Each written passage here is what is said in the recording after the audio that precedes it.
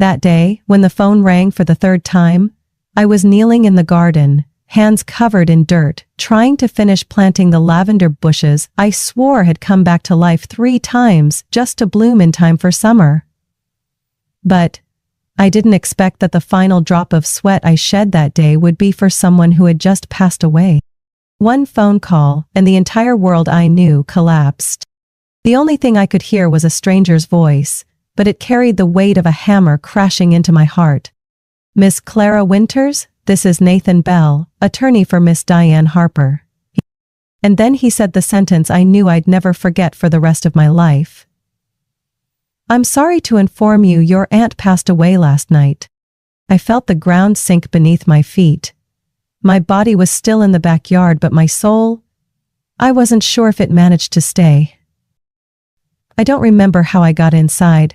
My trembling hands clutched the phone like if I let go, I'd crumble into dust.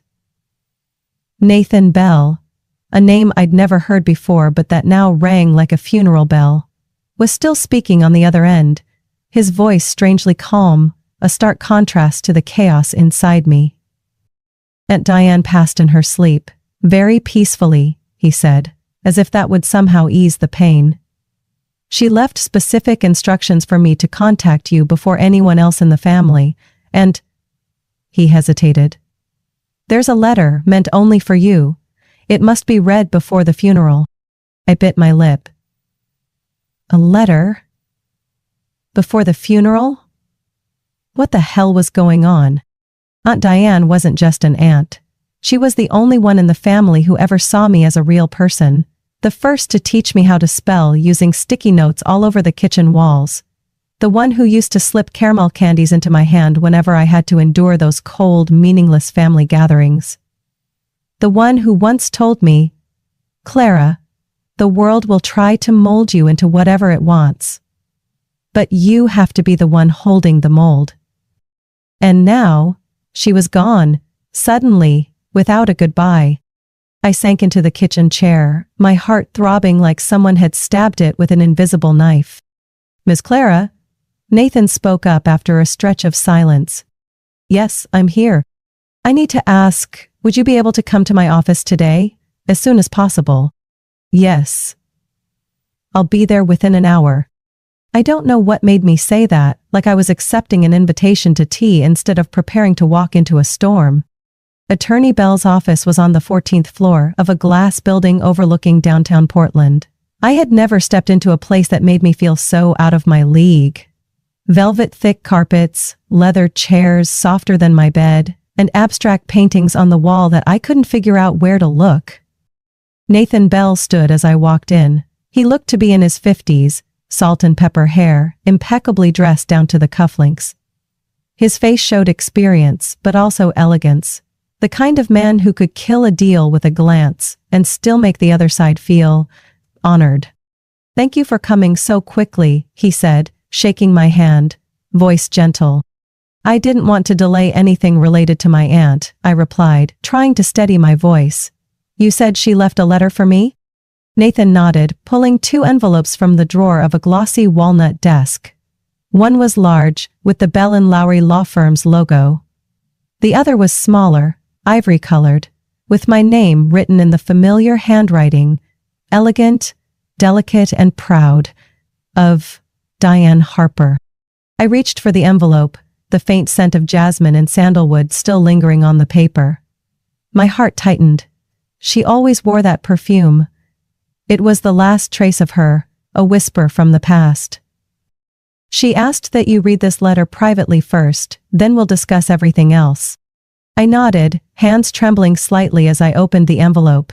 Inside was a thick, small sheet of paper with carefully written lines. "My dearest Clara, if you're reading this, it means I've completely run out of time in this life. But don't be sad. I lived without regrets, exactly the way I chose. But I need to ask one final thing of you. It won't be easy, but no one else can do it but you. At my funeral, you will have to read a letter that will change everything. Forever." The letter is hidden in the secret compartment of the mahogany jewelry box, the one I once showed you how to open when you were 13, remember? The one your mother despised for being too flashy. Some may see this as revenge, but I call it justice. Late, but necessary. I'm leaving everything to you, Clara, the estate, the shares, the house. But it only takes effect if you fulfill one condition. Read that letter. In front of the entire family, no exceptions. I believe in you. Because you are the only one in that family who knows right from wrong. The only one not swallowed by greed. Oh, Diane. Peace. Don't let them bury me in a floral dress. I've said it before, flowers belong in gardens, not coffins. I read the letter over and over, 3 times, my throat tightening. She left everything to me? I stammered, looking at Nathan. Yes, he nodded.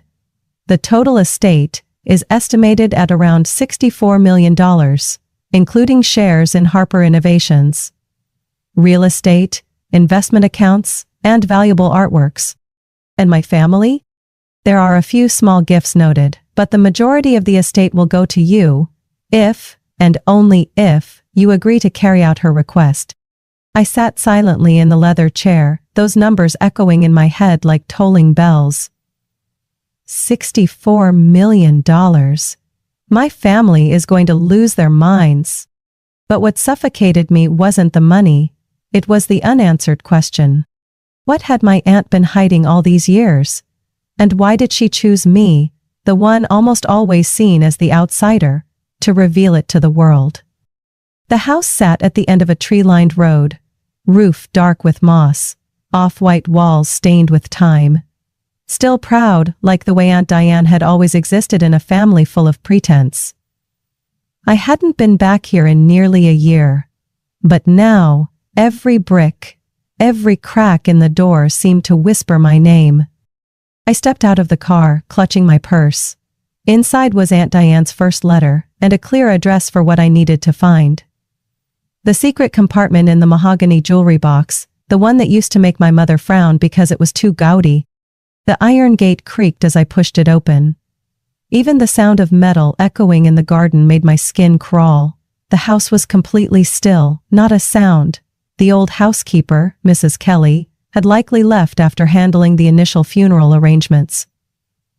I had my own key, one Aunt Diane gave me on my 21st birthday, along with a line I could never tell if she meant as a joke or not. In case someone decides to change the locks without asking. I opened the door. The scent of old wood and faint jasmine still lingered somewhere. I didn't turn on the lights. The sunset filtered through stained glass panels, enough to guide me to the second floor, where her bedroom sat at the end of a thick carpeted hallway. That room hadn't changed. Deep blue silk curtains, a slightly crooked picture frame that looked intentional, and right in the center of the vanity was the mahogany jewelry box. I'd touched it hundreds of times as a child, but only once did she show me how to open the secret compartment. I sat down on the velvet chair. My heart pounded like it wanted to burst out of my chest. My fingers traced the intricate rose carvings on the wood. The third petal from the left. That was the secret. I pressed it. A soft click sounded. A small tray slid out from the bottom of the box, revealing a thick, heavy, dark yellow envelope. On it, Aunt Diane's unmistakable handwriting. To be opened at the funeral, in front of the entire family. I took a deep breath and carefully placed the letter into my purse. Beneath the thick paper was something hard and sharp-edged. Maybe a photo. Maybe documents. Maybe something that could shatter a family. The next 3 days were a blur of chaos. My phone rang non-stop. Relatives, who never even remembered where I lived, suddenly started calling, asking questions, fishing for hints, as if they sensed they'd just lost a fortune they never got their hands on. I stayed completely silent. Not a word, not a hint. On the morning of the funeral, I wore a tailored black suit. No lace, no frills, no tears. I pinned a lavender flower brooch to my lapel, the only flower Aunt Diane liked besides jasmine. When I walked into St. Augustine's Church, dozens of eyes turned to me like needles. My father, Douglas Winters, stood at the front row. trying to hide his tension behind a forced smile. Beside him was Aunt Heather, Diane's sister, with a face as cold as wax. I knew they weren't there out of grief. They were there to wait for the will. And I was the knot in their plan. Nathan Bell approached me once everyone was seated. He whispered, "It's time, Clara." She wanted the letter read right after the priest's speech, before anyone can leave. I nodded. The letter in my bag felt like it weighed 100 pounds, as if it contained an explosion waiting to go off. The funeral proceeded with solemn formality. No one dared wear bright colors. Aunt Diane had been clear. If anyone wears beige or pale yellow, I'll haunt them for life. The flowers surrounding the casket were all white jasmine and purple lavender. A longtime friend of hers spoke, sharing stories about the creative projects she once led at Harper Innovations, the company she founded over 30 years ago. Then the priest invited me to speak. The church was dead silent as I stepped up to the wooden podium. The sound of my heels echoed like a metronome of fate. I pulled out the letter, breaking the red wax seal with Aunt Diane's signature mark. A stylized jasmine flower. No one said a word, but I could feel the eyes on me. Expectant, suspicious, fearful. I looked across the room before speaking, clearly. "My name is Clara Winters. My aunt Harper requested that I read this letter at her funeral in front of the entire family, and I will do exactly that." I opened the letter. Every word felt like it burned into my palms. "Dearest Clara, if you're standing at that podium, it means you've found the courage. And I believe courage is the only thing strong enough to face the lies that have gone on far too long in our family. You're holding in your hands a letter of truth. The truth I've buried for nearly 40 years. Not out of fear, but because I was waiting for the right person to tell it. Harper Innovations didn't start with just me.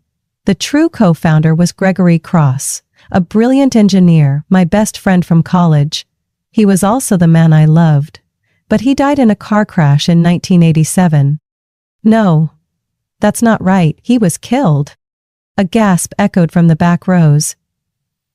I heard the sound of a plastic cup dropping, the sharp inhale of a woman holding her breath. The day Gregory died, a transfer file was submitted to the court, transferring all of his shares to my brother, Douglas Winters. "Your father." Gregory never signed it. I know, because that signature was forged. And I've kept the handwriting analysis report for the past 30 years. I stayed silent, because the company was still fragile. But now, Harper Innovations is strong. The truth needs to be returned to the one who deserves it. That's why I've left everything to you. The only one in the family who never bowed to power or money. I looked up, my eyes swept across the crowd. My father's face had turned pale. Aunt Heather's mouth was hanging open. A few people began whispering, like a storm about to break. I folded the letter, my voice unnervingly calm. My aunt left all of her shares in Harper Innovations worth approximately $67 million to me, with one condition: that the truth be revealed in front of the entire family. And I had done it. But I knew the real battle was just beginning. I didn't know how long I had stood at that cold wooden podium, under the eyes of hundreds exploding with shock, fear, anger, and disbelief.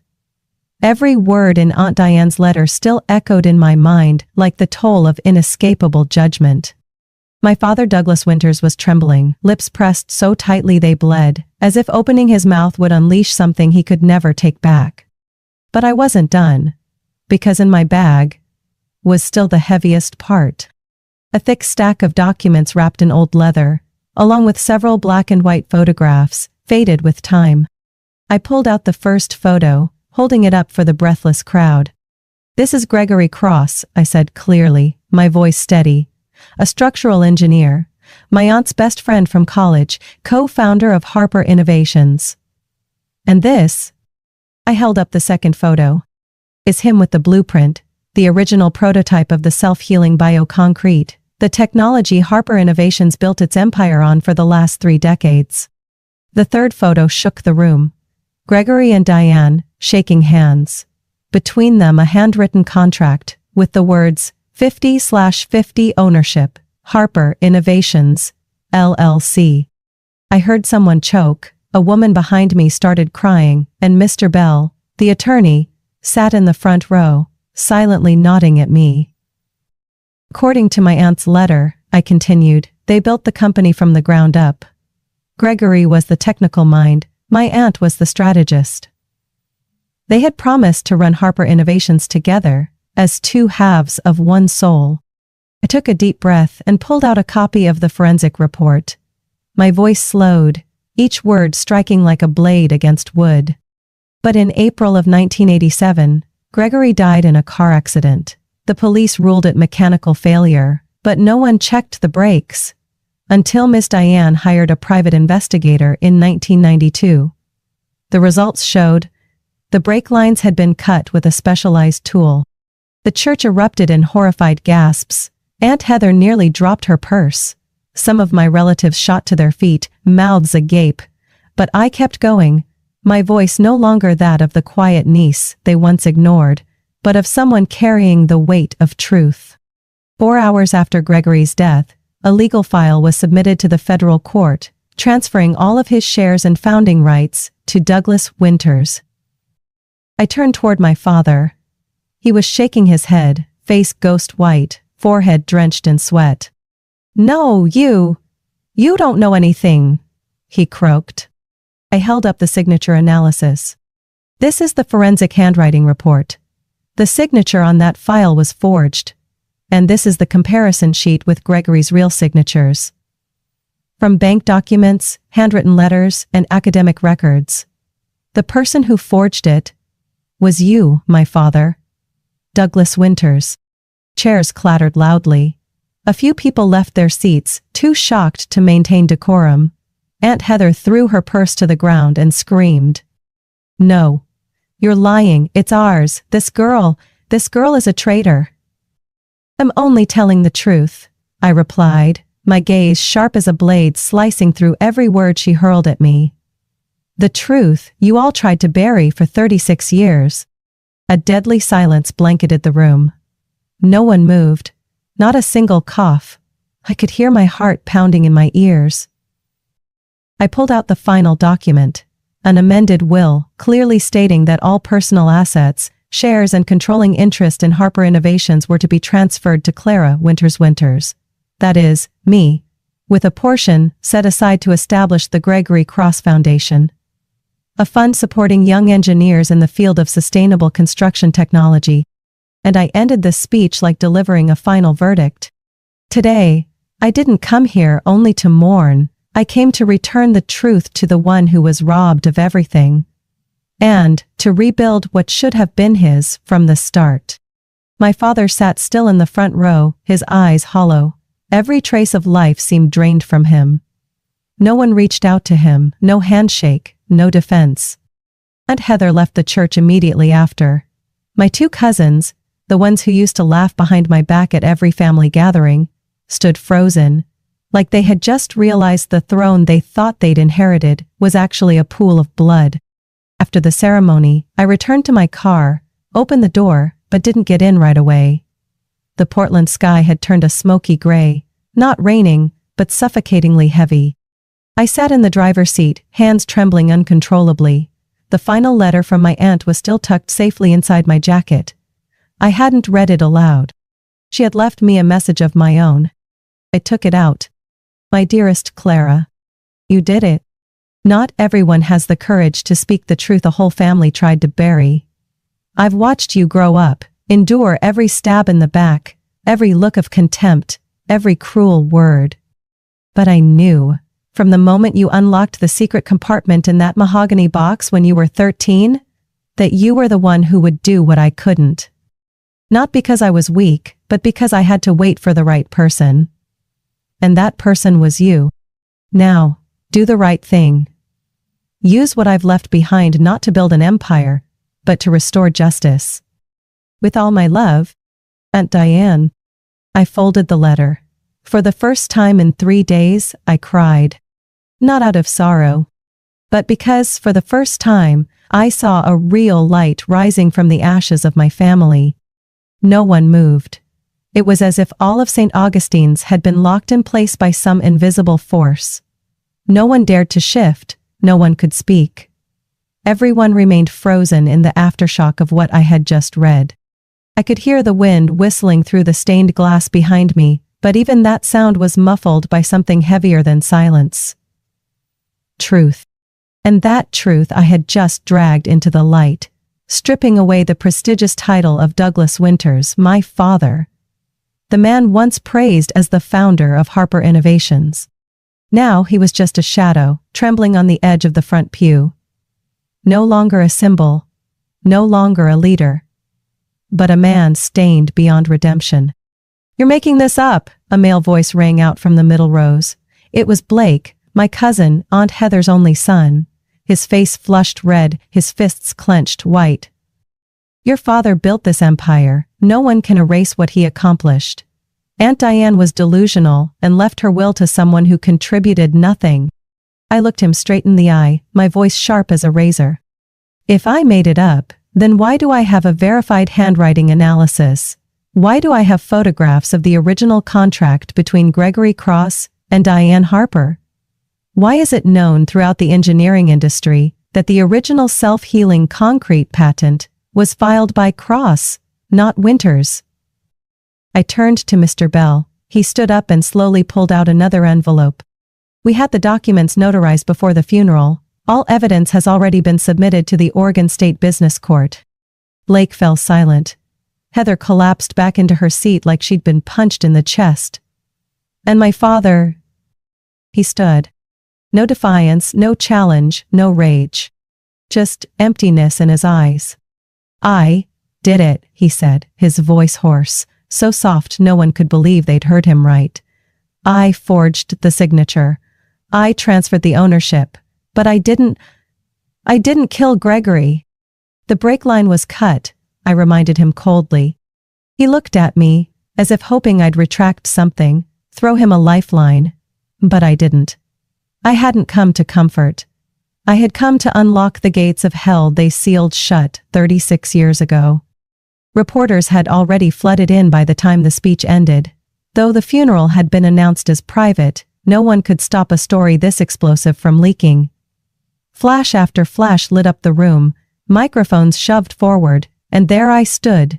A 34-year-old woman, who had never held an executive position, now suddenly the most powerful heir in the Pacific Northwest's construction technology industry. "Are you planning to press charges against your father? How do you think shareholders will react to this announcement? Do you intend to sell your shares or change the executive board?" I gave only one answer before stepping away from the mic.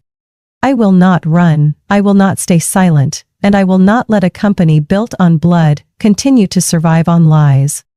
The post-funeral reception was suffocating. Every handshake I received now came not out of celebration, but fear or calculation. Awkward hugs, avoided eye contact. My father disappeared without a word. Heather left after screaming in my face that I had destroyed everything. A few relatives came close, whispering things like, "Maybe you should reconsider. Family is still family." But I didn't answer. I was no longer the quiet girl at the kids' table during Christmas dinner, forced to smile at people who looked down on me, just because I chose to teach at a public school instead of joining Harper Innovations at 21. That night, I returned to Diane's estate. The living room still held the scent of white flowers and lavender. I sat in my aunt's armchair, looking out over the backyard, where the hybrid roses she once planted were still blooming, even as autumn had begun to knock. Beside me was the second file I hadn't opened in public, the one Aunt Diane had left for me alone. I opened it. Inside was a detailed list of Gregory Cross's assets at the time of his death, along with an unsigned transfer contract, clearly stating that his shares were to go to his biological daughter in case of an unexpected event. The girl's name, Samantha Cross. I froze. A name I'd never heard before, never mentioned at any family meeting. And next to it, a photo. Diane sitting beside a young woman with dark hair. sharp eyes that looked just like Gregory's. On the back of the picture, handwritten. She doesn't know anything. I paid for her college, her master's, and now her PhD at UC Berkeley. Clara, if you're reading this, find Samantha. She deserves to know who her father really was. I closed the file, my heart pounding.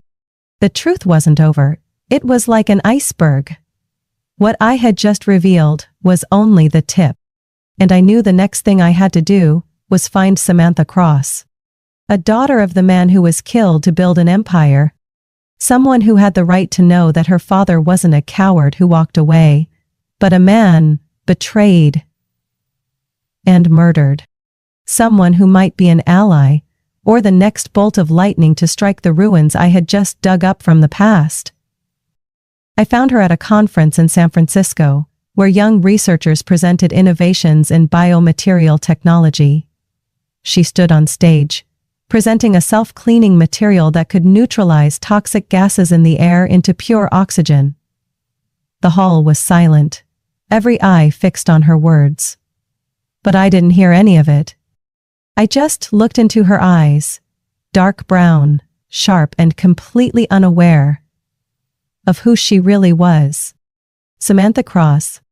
She had no idea she was the daughter of Harper Innovations' co-founder, the man who was killed so someone else could climb to the throne, through blood and betrayal. After her talk, I approached her, handed her my business card and said only one sentence. I have a story you need to hear, about your father, about the truth. We sat across from each other in a small cafe near the UC Berkeley campus. She didn't say much. Her eyes were cautious, her face tense.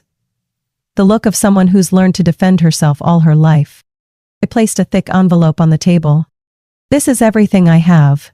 A copy of the original contract between Gregory Cross and Diane Harper, the forensic analysis of the car crash, and records of the anonymous payments Diane made to you for over 15 years. She opened it, and each page hit her like a blow to the chest. I didn't interrupt. Didn't interject. I just sat there and watched a person move from suspicion to horror to numbness from a pain she never knew she carried. This can't be real, she murmured. I thought, my dad abandoned my mom. She never said anything about him. I thought he was just some failed engineer. I even took my mother's last name. I nodded, my voice tight. He wasn't a failure. He was a genius. And he died because of it. Diane. My aunt kept this secret her whole life, but she didn't stay completely silent. She supported you, helped you study, protected you from the filthy power games my family created. Why her? Samantha asked, almost angry. Why didn't she say anything? Why wait until she was dead to reveal it all? Because Harper Innovations wasn't strong enough to survive the truth back then. If she had gone public, thousands of employees would have lost everything. Diane never chose to punish by destroying. She waited to fix it a different way. I pulled out the final document. A certified copy of an amended will, official, court-stamped, from the state of Oregon. Diane left you 30% of Harper Innovations shares as compensation. The rest, the controlling interest, she left to me. Not because I'm more deserving, but because I'm the only one she trusted to pass that control to the right person. Samantha stared at me in disbelief. Her hands shook as she held the document. In her eyes was a storm, tragedy, justice, and opportunity colliding all at once. So what do you want now? She asked quietly. Do you want me to take your side, or just forgive the past? I looked straight at her. I want us to rebuild, just like Gregory and Diane dreamed. Co-lead Harper Innovations. Return it to what it was meant to be. Innovative, transparent, and just. I can't do that alone. But with you, Gregory Cross's daughter, I believe we can. 3 days later, Samantha walked into Harper Innovations headquarters in Portland. As soon as she stepped into the lobby, a wave of whisper spread like a shock wave. Her name had started appearing in trade news. Shareholders gossiped. The board was in turmoil. But I stood beside her. And the first thing I did as the new controller of the company was appoint her as Chief Technology Officer, CTO, a position that matched her talent and honored the dream her father carried before it was stolen. The press conference was held a week later. I stood at the podium, Samantha at my side, flashes erupting like fireworks. I didn't hide anything. All the truth had come to light. Harper Innovations didn't begin with one person, but with two, an engineer and a strategist, Gregory Cross and Diane Harper. Today, we correct a mistake that's lasted more than 3 decades. I turned to Samantha, speaking to the entire press and shareholder audience. This is Samantha Cross, Gregory's daughter, the new co-owner of the company. Of course, not everyone welcomed it. Some old shareholders protested, called for investigations. A small group threatened to dump their shares. But the majority, especially longtime engineers, stood and applauded when Samantha stepped down from the stage and gave her first speech as the rightful heir. I didn't know who my father was, she said. But now I do, and I won't let him be forgotten in the shadows. I'm not here for fame or money. I'm here for what he and Diane started. Their dream will continue, and it will finally belong to the people who deserve it. That evening, Samantha and I sat together in Diane's garden, where I first found that fateful mahogany box. It was drizzling. The lavender was soaked.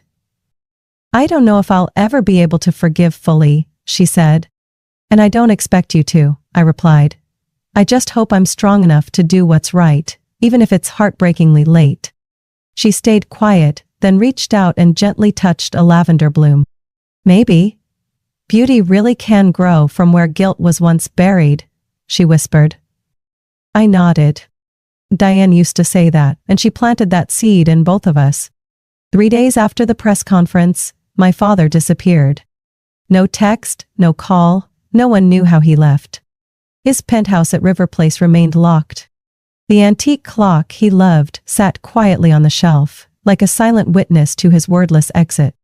I didn't go looking for him, not out of hate, but because I understood he needed to disappear. A week later, I received a call from a rehabilitation center in Bend, Oregon. A social worker informed me that he had checked himself in for alcohol and sedative withdrawal, in a state of severe mental exhaustion. She said he didn't ask for any family to be contacted, only mentioned one name, Clara. I didn't visit. Not because I hated him, but because I knew this was the only form of redemption he could choose for himself. For the first time in his life, he wasn't hiding behind money, reputation, or power. He was facing himself. And that alone was a punishment deeper than any sentence. Meanwhile, Harper Innovations didn't collapse as many had predicted. On the contrary, it came back to life. The media may have torn each other apart out there, but the real people behind this machine, the engineers, researchers, and longtime staff, they stayed. They didn't follow me because of the Winters name. They didn't follow Samantha because of the Cross name. They stayed because they believed in the vision Gregory and Diane once set, to build a future that was sustainable, transparent, and just. And that's where we began. For the first 3 months, Samantha and I barely slept. We removed 3 former board members involved in shady contracts. We released a full audit of the supply chain, exposing corrupt intermediaries, and replacing them with partners who were more transparent and sustainable. I moved my office from the top floor down to the 3rd, on the same level as the research and engineering teams. Samantha turned the largest meeting room into a prototype lab. Every morning, we walked around the headquarters together, greeted employees, and listened to direct feedback. We didn't call it restructuring. We called it rebirth. The press scoffed at first. 2 inexperienced women playing idealists? A billion-dollar company now led by a high school teacher and a fellowship researcher. But 6 months later, when Harper stock rose 17% after landing a federal contract to supply biomaterials, the laughter stopped. We launched BioSkin to a surface coating that purifies air and resists urban corrosion. It was the same technology Samantha had once presented at Berkeley. This time, it was real, made by the very company her father once dreamed of. And we did it without hiding anything. All research, financial, and governance reports were published regularly, unfiltered by media teams. Every dollar was accounted for.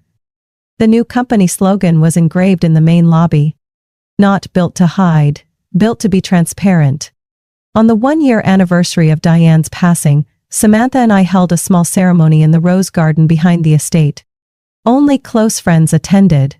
Veteran employees, a few engineers who once worked with Gregory, and some of Diane's old friends.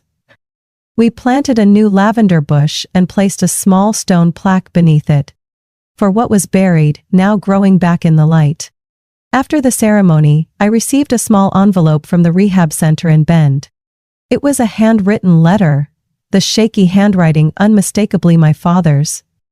Clara, you did what I never had the courage to do in my life. I don't ask for your forgiveness. I only hope that if one day you look back, you won't see your life as revenge, but as restoration. And if you're living that way, then I haven't completely failed. Douglas. I folded the letter and placed it in the wooden drawer of my desk, next to Diane's worn notebook and the original contract between her and Gregory. Not to forget, but to remember. To remember that good things can be built from what's broken, if we have the courage to face the truth. Today, 1 year and 7 months since Diane passed, Harper Innovations was named one of America's 50 most transparent companies by the National Institute for Business Ethics. We weren't number one on the list, but I smiled as I sat in the auditorium beside Samantha. Two women with completely different pasts, yet sharing the same legacy. Not of money, but of responsibility. Samantha turned to me and whispered, "Diane must be smiling." I nodded, my hand gently clasping hers. She didn't just leave us a company, she left us a chance to do the right thing, and we didn't waste it. I sat alone in Diane's old library, which now served as my workspace whenever I wasn't at headquarters. The dark wooden shelves, the soft amber glow of the Tiffany desk lamp, and the faint scent of lavender from the cushion behind me. Everything remained just as it had been. Except for one thing. Diane was no longer here to guide me. On the desk was her worn brown leather notebook. The words she once wrote in purple ink were still clear. Do the right thing, even if it makes you lonely.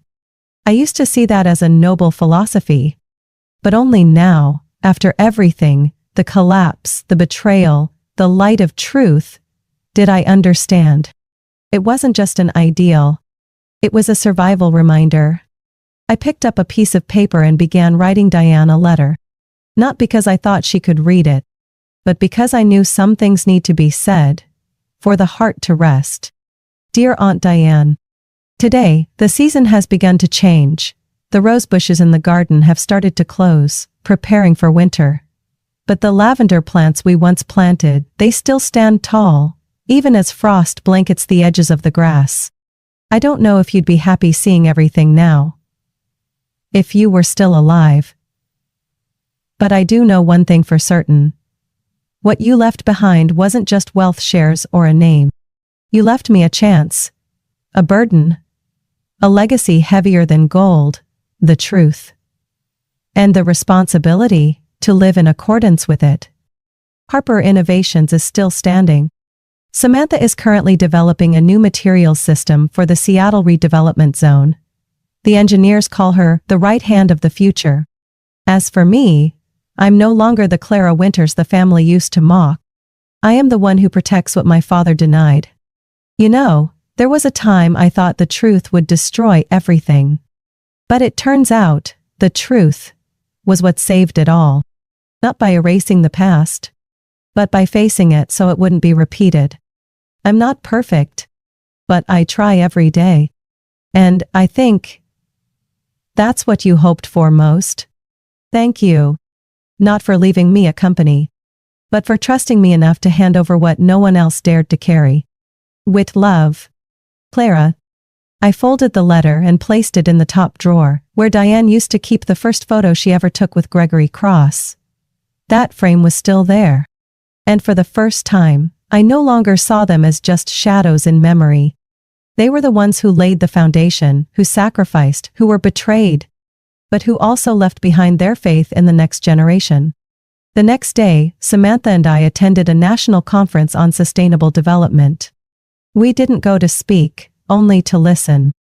But during a discussion on business ethics, a young student stood up and asked us, "If you could change just one thing in the company's history, what would it be?" I looked at Samantha, she nodded, signaling for me to answer. I stood up, my voice rising through the room like a promise. I wouldn't change anything. Because it was the pain and the injustice that helped us understand the value of transparency and honesty. Without the betrayal, we wouldn't have known what courage really meant. Without the wrongful death, we wouldn't have known what justice really costs. I paused briefly, then finished. My company isn't built on concrete or steel. It's rebuilt from truth. And that is what makes it unbreakable. That night, I returned to Diane's estate, standing in the garden where the rose bushes had already shed their leaves. I didn't cry. I simply closed my eyes, feeling the cold wind brush my shoulders, and imagined her hand resting lightly on them. Like so many times before, I heard her voice again in my memory. "Sometimes, Clara, we don't need to destroy to punish. We just need to let the truth find its way." And the truth had found its way. Through me, through Samantha, through everyone who chose to stay, not for money, not for glory, but for the reason this company was created in the first place. To do something good. A month later, we inaugurated a new workspace named the Gregory Cross Innovation Center. The bronze plaque at the entrance read, "For the dreams that were stolen. And for those who dared to seek justice, not with fire and swords, but with truth and conviction." When the cover cloth was pulled away, Samantha wept. I held her hand, no words needed. We knew we had fulfilled the dream of two people long gone. One late winter night, I opened an email from a young employee who had only been with us for 3 months. There was one sentence in it that kept me silent for a long time. "I don't know who you were before, but now, I just want to thank you for making this company a place I can trust to begin my career." I read it again and again, then smiled. Not out of pride, but because I knew Diane was right. Sometimes, legacy isn't in the numbers.